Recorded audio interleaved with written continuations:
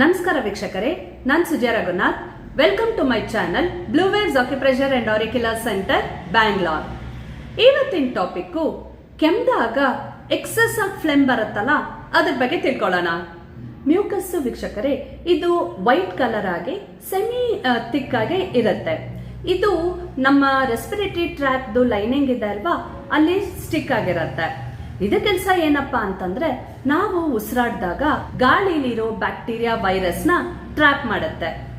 ಈಗ ನೋಡಿ ವೀಕ್ಷಕರೇ, ಯಾವಾಗ ಈ ಮ್ಯೂಕಸ್ ಜೊತೆ ವೈರಸ್ ಬ್ಯಾಕ್ಟೀರಿಯಾ ಮಿಕ್ಸ್ ಆಗುತ್ತೋ ಅವಾಗ ಅದು ಫ್ಲೆಮ್ ಆಗಿ ಕನ್ವರ್ಟ್ ಆಗುತ್ತೆ. ಈ ಫ್ಲೆಮ್ ಸ್ವಲ್ಪ ಥಿಕ್ ಆಗುತ್ತೆ.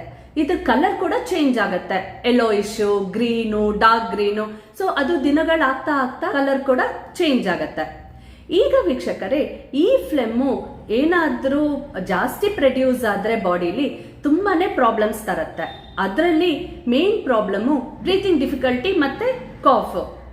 ಈಗ ನೋಡಿ, ತುಂಬಾ ಜನ ವೀಕ್ಷಕರೇ ಈ ತರ ಫ್ಲೆಮ್ಮು ಕಾಫು ಇದ್ದಾಗ ಫುಡ್ ಕಂಟ್ರೋಲ್ ಇರೋದೇ ಇಲ್ಲ, ಎಲ್ಲಾನು ತಿನ್ಬಿಡ್ತಾರೆ.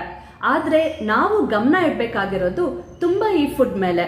ಅಂದ್ರೆ ಕೆಲವು ಫುಡ್ಸು ಈ ಫ್ಲೆಮ್ನ ತುಂಬಾನೇ ಅದು ಅಗ್ರಿವೇಟ್ ಮಾಡುತ್ತೆ.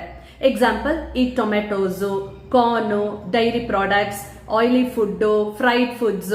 ಸೊ ಈ ತರದೆಲ್ಲ ಫುಡ್ಸು ನಾವು ತಿಂದಾಗ ಏನಾಗುತ್ತೆ, ಫ್ಲೆಮ್ ಇನ್ನ ಜಾಸ್ತಿ ಆಗಿ ಕೆಮ್ಮು, ಅದ್ರ ಜೊತೆ ಫ್ಲೆಮ್ಮು, ಬ್ರೀತಿಂಗ್ ಪ್ರಾಬ್ಲಮ್ಸು ಎಲ್ಲ ಜಾಸ್ತಿ ಆಗತ್ತೆ.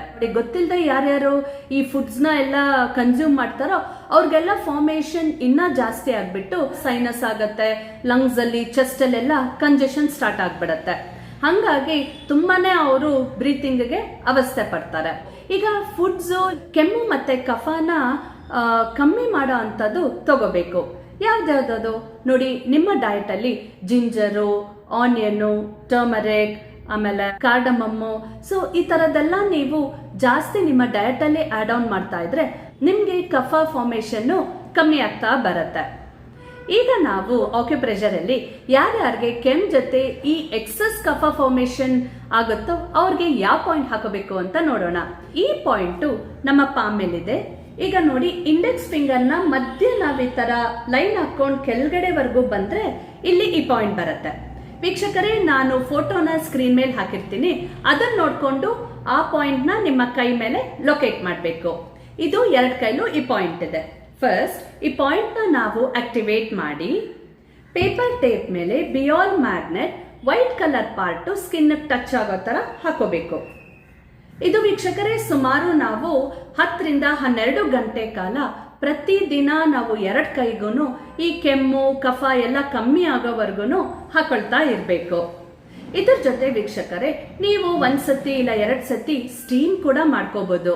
ಈ ಸ್ಟೀಮಿಂಗ್ ಮಾಡೋದ್ರಿಂದ ಕಫ ಎಲ್ಲ ಚೆನ್ನಾಗಿ ಕರಗಿ ನಿಮ್ಗೆ ಬ್ರೀತಿಂಗು ಈಸಿ ಮಾಡುತ್ತೆ. ಇವತ್ತಿನ ವಿಡಿಯೋಲಿ ಇಷ್ಟೇ ವೀಕ್ಷಕರೇ. Thank you.